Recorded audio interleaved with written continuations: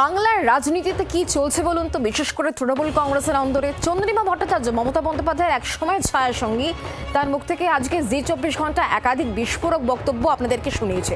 জি24 ঘন্টাতেই একমাত্র মুখ খুলেছেন চন্দ্রিমা ভট্টাচার্য এবং মুখ খোলার পর একাধিক বিস্ফোরক মন্তব্য করছেন। যখন তিনি দলের রাজ্য সভানেত্রী, মাত্র 1 মাস আগেই তিনি হয়েছিলেন, তিনি কিন্তু সেই পদ ছাড়লেন, সঙ্গে সমস্ত পদ ছাড়লেন। আর একজন, তিনি 1 বছর ধরে রাজ্য সভাপতি, আমি বিজেপির কথা বলছি, রাজ্যের শাসক দল, শ্রমিক ভট্টাচার্য, তারও কিন্তু আজকে 1 বছর পূর্ণ হলো। এই দুজনের কথা হবে কেন? কারণ একদিকে তৃণমূল কংগ্রেস যারা এতদিন ক্ষমতায় ছিল, আর পালা বদলের পর এখন বিজেপি ক্ষমতায়। বিজেপি এবং তৃণমূল কংগ্রেস দুই দলের কথা যখন বলতে হচ্ছে, তখন তৃণমূল কংগ্রেসের অন্দরে যে ধস, সেই ধসের কথা বলতে গিয়ে অবশ্যই উল্লেখ করতে হচ্ছে আজকে চন্দ্রিমা ভট্টাচার্য কি উল্লেখ করেছেন। তিনি মমতা বন্দ্যোপাধ্যায়কে ইস্তফাপত্র পাঠিয়েছেন। তিনি মমতা বন্দ্যোপাধ্যায়কে কিন্তু চেয়ারপারসন অ্যাড্রেস করেননি, তিনি চিঠিতে মমতা বন্দ্যোপাধ্যায়কে অবশ্যই উল্লেখ করেছেন প্রাক্তন মুখ্যমন্ত্রী হিসাবে। এবং জি24 ঘন্টায় মুখ খুলে চন্দ্রিমা ভট্টাচার্য কি উল্লেখ করছেন, বিস্ফোরক দুটো মন্তব্য। এক তো তিনি বলছেন তিনি হাফ প্যান্ট মন্ত্রী ছিলেন না ঠিকই, তবে তিনি বারমুডা মন্ত্রী ছিলেন। নিজে বলছেন এই কথা, তিনি নিজে বলছেন এই কথাও যে ভেবেছিলেন হয়তো কোনো সময় তাকে পূর্ণমন্ত্রী করা হবে, কিন্তু হয়নি। সেই সঙ্গে তিনি এটাও উল্লেখ করছেন, যখন তিনি বাজেট পেশ করতেন কোনো ফাইল তার কাছে আসতো না। এমনকি তিনি এটাও উল্লেখ করছেন, যখন প্রত্যেকে জানতে পারতো, সাধারণ মানুষ আমরা সবাই জানতে পারতাম, তার থেকে হয়তো একটু আগে জানতে পারতেন, এমনই বলছেন তিনি। অর্থাৎ তার নির্দেশ কি দিকে বুঝতেই পারছেন। চন্দ্রিমা ভট্টাচার্য আজকে কি বিস্ফোরক মন্তব্য করছেন জি24 ঘন্টাকে, কি বলেছেন তিনি, আসুন তার বক্তব্য শুরুতে শোনাই।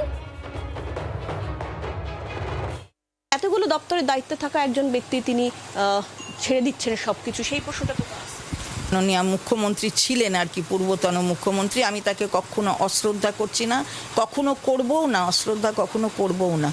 কিন্তু যে কাজ, তার নির্দেশ মতন যে কাজগুলো, সেগুলোই আমি মন্ত্রী হিসাবে করতাম।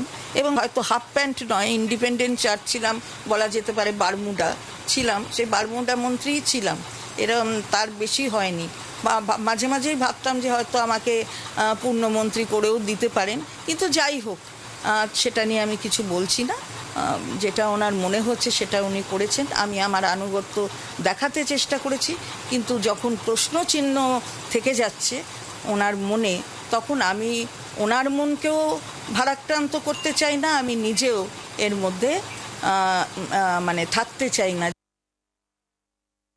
সর্বজন শ্রদ্ধা মমতা বন্দ্যোপাধ্যায়, তিনি আমাকে একটা ফোন করতে বলেছে এবং আমি ফোন করি তৎক্ষণাৎ।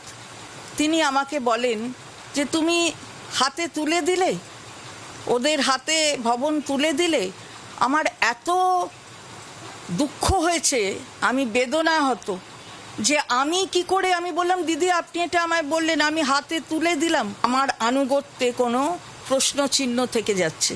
যখন আনুগত্যে প্রশ্নচিহ্ন থাকে, তখন সেখানে থেকে কাজ করা উচিত নয় বলে আমি মনে করি। তাই আমি সেই বেদনাহত মন নিয়ে আমি ছেড়ে দিলাম। আমি অনেক অ্যাকাউন্টসে অথরাইজ সিগনেটারি আছি, সেই অথরাইজ সিগনেটারি হিসেবে আমি নিজেকে উইথড্র করে নিলাম। এবং তার সাথে ইলেকশন কমিশন অফ ইন্ডিয়াতেও আমি মাননীয়া সর্বজন শ্রদ্ধা মমতা বন্দ্যোপাধ্যায়ের কন্ট্যাক্ট পার্সন হিসাবে আমি ছিলাম। সুতরাং আমি সেই পদটাও ছেড়ে দিলাম। আমি নিশ্চয়ই ইলেকশন কমিশন অফ ইন্ডিয়াকেও যথাযথ সময় সেটা জানিয়ে দেব। মমতা বন্দ্যোপাধ্যায়ের এক সময়ের ছায়া সঙ্গী, তিনি কেন ছাড়লেন, কেন ইস্তফা দিলেন, তার ব্যাখ্যাও তিনি কিন্তু দিলেন। এবং তাতে যে তিনি কতটা মর্মাহত হয়েছেন, কতটা বেদনাহত হয়েছেন, তার আনুগত্য নিয়ে প্রশ্ন যখন উঠেছে, তখন সেই দলে থেকে, সেই পোস্টে থেকে কাজ করা যায় না, এ কথা যখন বলছেন চন্দ্রিমা ভট্টাচার্য, তখন প্রাক্তন মুখ্যমন্ত্রী মমতা বন্দ্যোপাধ্যায়, তৃণমূল নেত্রী মমতা বন্দ্যোপাধ্যায়, তার কি বক্তব্য, তিনি কি বলছেন শোনাই। সিম্বলটা তো আমি দিয়েছিলাম, অল ইন্ডিয়া তৃণমূল কংগ্রেসের চেয়ারম্যান হিসেবে জোড়াফুল সিম্বলটা, এবং পার্টির নামটা তো আমি দিয়েছিলাম, সই করেছিলাম। আপনাদের নামগুলো আমার অফিস থেকে গেছে সই করা অবস্থায়, এবি ফর্ম জমা হয়েছে, ইলেকশন কমিশন অ্যাকসেপ্ট করেছে, তবেই না দলের প্রার্থী হয়েছেন। আর আজকে জিতে গিয়ে যেহেতু বিজেপি নানান ছলে বলে কৌশলে কঠোরতায় নির্বাচন কমিশনকে সাথে নিয়ে ভোট লুট করে নাম কেটে নানা রকম অছিলায় সেন্ট্রাল ফোর্সকে দিয়ে একটা ভোট লুট করেছে, 2 মাসও ধৈর্য ধরতে পারলেন না, 2 মাসও ধৈর্য ধরতে পারলেন না, এত তাড়াতাড়ি দলের সাথে বেইমানি করে চলে গেলেন। কালীঘাটপন্থী সিম্বলটা তৃণমূল কংগ্রেস নেতা শোভনদেব চট্টোপাধ্যায় তার এই বিষয়ে কি বক্তব্য, তিনি কিভাবে দেখছেন গোটা বিষয়টাকে, শোনাই। মমতা ব্যানার্জি আমাদের সঙ্গে অনেক সময় অনেক কথা বলেন, রূঢ় ভাষাতেই কথা বলেন, কিন্তু আমরা জানি মমতা এই টাইপ। মমতাকে আমরা এভাবে দেখি না। অনেক সময় রূঢ় কল্যাণের সঙ্গে বলে, আমার সঙ্গে বলে, অভিষেকের সঙ্গে বলতে দেখেছি আমি, বলে এটা ওর টাইপ। এই টাইপটাকে আমরা অ্যাকসেপ্ট করি জন্মদিন থেকে। যে মানুষটা অত মার খেয়ে অতবার মৃত্যুর মুখ থেকে ফিরে এসে দল তৈরি করেছে, এত বড় একটা সারা বাংলা জুড়ে সংগঠন তৈরি করেছে, সেই মানুষটা দুটো বকলে কি এসে যায়? কিচ্ছু এসে যায় না। রাজনৈতিক বিশ্লেষকরা বলছেন যে তৃণমূল কংগ্রেসে মুষল পর্ব শুরু হয়েছে এবং সেই মুষল পর্ব বেশি লক্ষ্য করা যাচ্ছে কালীঘাট তৃণমূলে। আর তখন রাজ্যের শাসক দল বিজেপি এই পুরো বিষয়টাকে কি তাড়িয়ে উপভোগ করছে। বিজেপি রাজ্য সভাপতি সমীক ভট্টাচার্য তিনি কি বলছেন, তার বক্তব্য কি শোনাবো। তৃণমূল কোনোদিনই কোনো রাজনৈতিক দল ছিল না। তৃণমূল হয়ে গিয়েছিল লুটেরাদের দল, নীতি ছিল দুর্নীতি। তৃণমূলের ভিত্তিই ছিল কাটপানি। দেখুন, আমদানি বন্ধ, 70-75-এর ভাগ নেই, 75-25-এর ভাগ নেই, সব শেষ। তখন দল ছেড়ে চলে যাচ্ছে। তৃণমূলের এখন একমাত্র জায়গা হচ্ছে মডার্ন ইসলামিক হিস্ট্রি সিলেবাসে, এর বাইরে তৃণমূলের অস্তিত্ব থাকে। তৃণমূল 5 টুকরো হলো কি 50 টুকরো হলো মানুষের কিছু যায় আসে।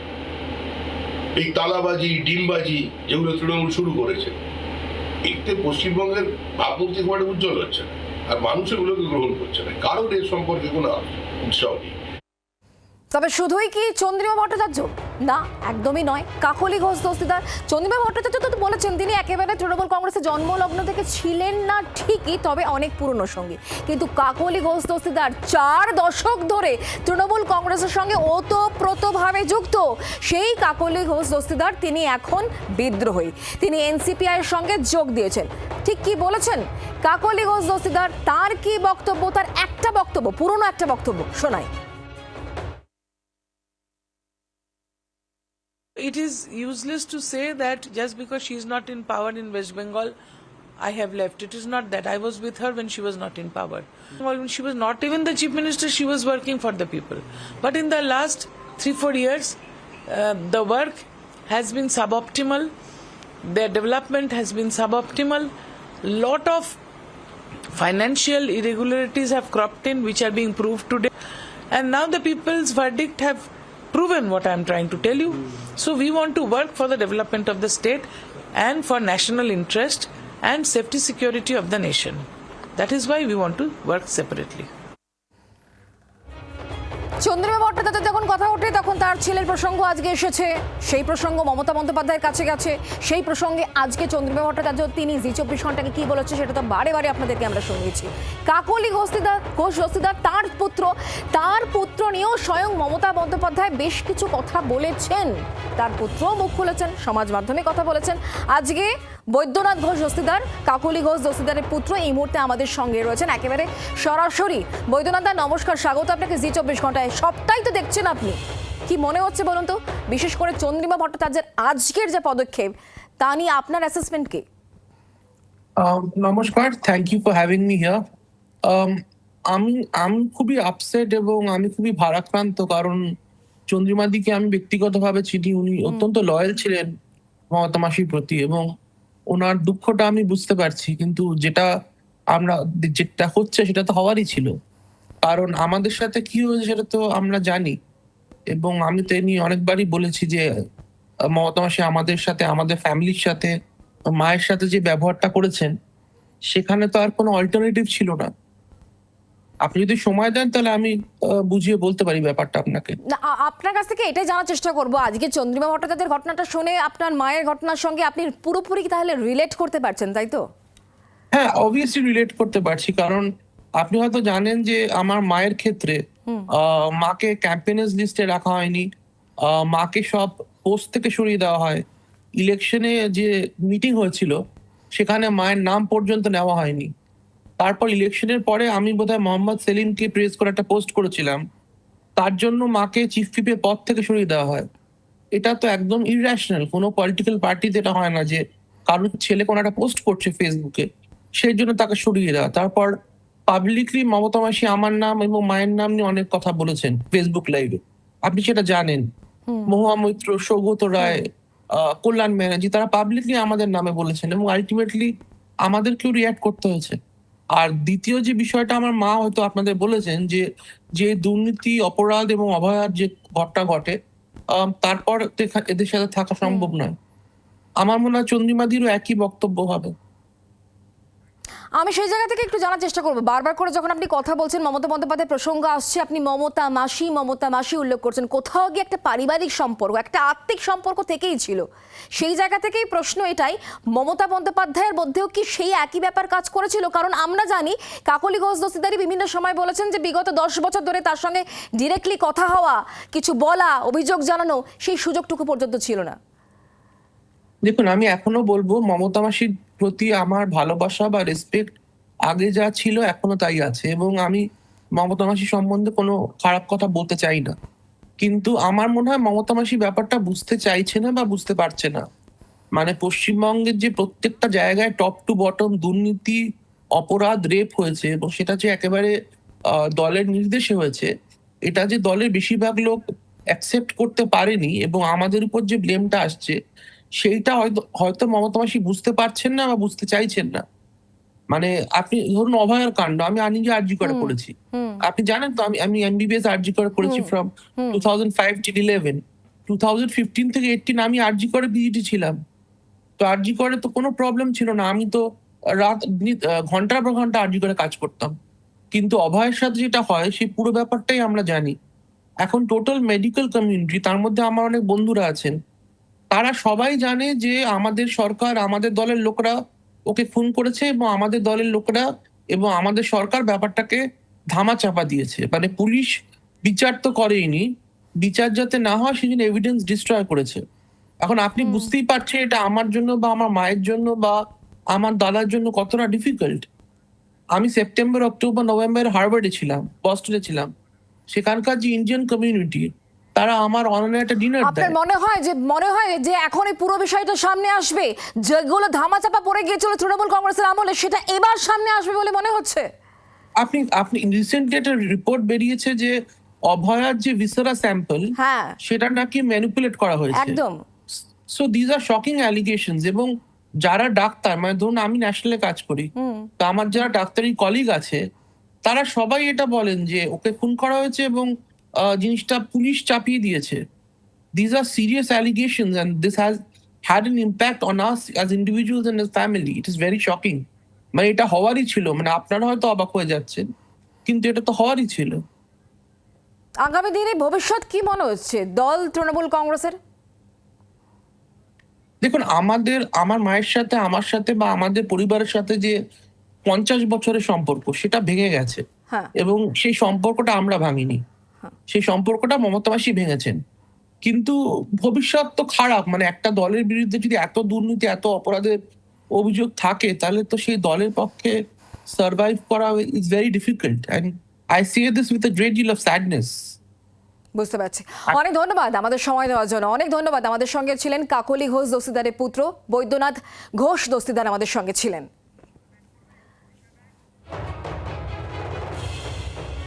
আর এবার অবশ্যই বলতে হচ্ছে যার কথা শুরুতে বলেছিলাম, মানে বিজেপির রাজ্য সভাপতি যিনি 1 বছর কমপ্লিট করলেন, তার সভাপতি পদে থেকে তিনি যে উত্থান বিজেপিতে এনেছেন, অর্থাৎ শ্রমিক ভট্টাচার্য, তিনি আজকের দিনে দাঁড়িয়ে তার কি বক্তব্য, তিনি কি বলছেন শোনাই। আপনার কাছে চ্যালেঞ্জ যেটা আজ থেকে 1 বছর আগে ছিল আর এখন আপনারাই ক্ষমতায় বাংলায়, চ্যালেঞ্জ কোথাও কি বদলেছে, লক্ষ্য বদলেছে? লক্ষ্য কোনো জায়গায় বদলায়নি, চ্যালেঞ্জটা অনেক বড় হয়ে গেছে। It is not a party of candidates for capturing power only, but it's instrument for social reconstruction. দীর্ঘ 50 বছর পর পশ্চিমবঙ্গে সামগ্রিক একটা ন্যারেটিভের পরিবর্তন হবে। মানুষ যেগুলো শুনে অভ্যস্ত ছিলেন, ইতিহাস থেকে শুরু করে সমাজতত্ত্ব, সব জায়গাতেই আমাদের একটা নির্দিষ্ট অবস্থান এবং বক্তব্য অতীতেও ছিল, আজকেও আছে এবং ভবিষ্যতেও থাকবে। আজকের প্রজন্মকে সেগুলো জানানোর এবং একটা দুর্নীতিগ্রস্ত সরকারকে, স্বৈরাচারী সরকারকে মানুষ যখন প্রত্যাখ্যান করে দিয়েছে, স্বাভাবিকভাবেই প্রত্যাশা আমাদের কাছে অনেক বেশি। মানুষের এই প্রত্যাশাকে পূরণ করতে হবে, কারণ শুধু তো আমাদের শক্তিতে সরকার আসেনি। অনেক মানুষ যাদের দূর দূর পর্যন্ত বিজেপির সঙ্গে কোনো যোগাযোগ নেই, রাজনীতির সঙ্গে যাদের কোনো যোগাযোগ ছিল না, তারাও এবার সংঘবদ্ধভাবে প্রচার করেছেন তৃণমূল কংগ্রেস নামক সরকারটিকে সরিয়ে দেওয়ার জন্য। তো তারা এতদিন যেগুলো দেখে অভ্যস্ত ছিলেন, সেগুলো যদি আবার নতুন করে দেখতে শুরু করে কোনোভাবে, বা একটু ছিটে ফোটাও তো দেখেন, তো স্বাভাবিকভাবে প্রতিক্রিয়াটা আরও বেশি হবে, ভয়াবহ হবে।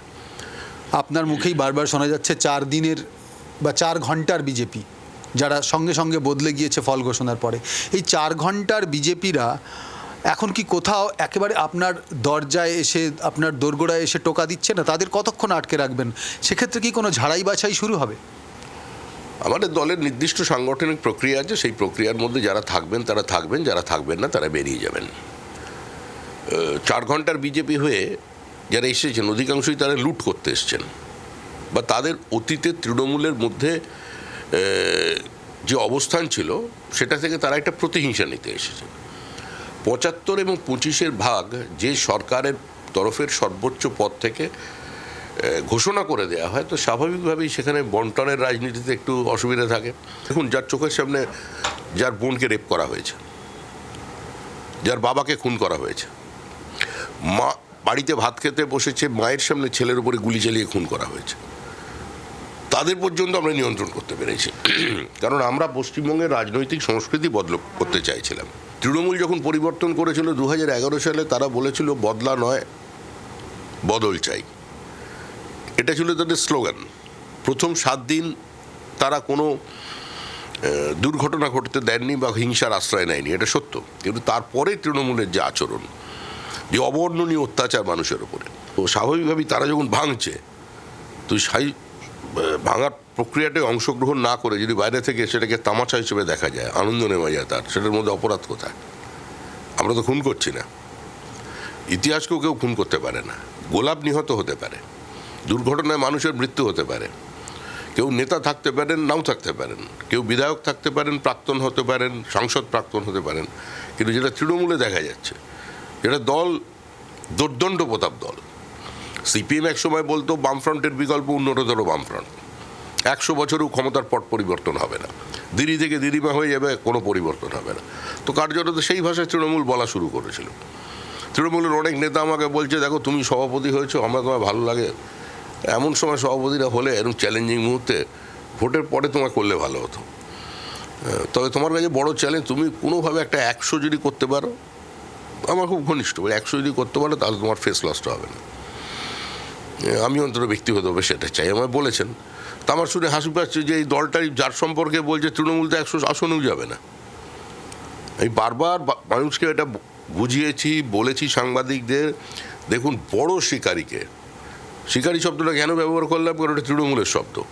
অমিত শাহকে বলেছিল শিকারী, বহিরাগত, তাহলে আগলিবার 200 পার, কত হাসি ঠাট্টা এ নিয়ে চলেছে, কত ব্যঙ্গ বিদ্রোহ, আগলিবার 200 পার। আমি তখন ওদের সতর্ক করেছিলাম, দেখুন বড় শিকারীকে বারবার চ্যালেঞ্জ দিতে নেই। একবার যদি বড় শিকারী যখন বলছেন, যদি তার মিসফায়ার হয়ে যায়, এদিক বাইরে চলে যায়, পরের বার কিন্তু একদম এখানে আগলিবার 200 পার করে।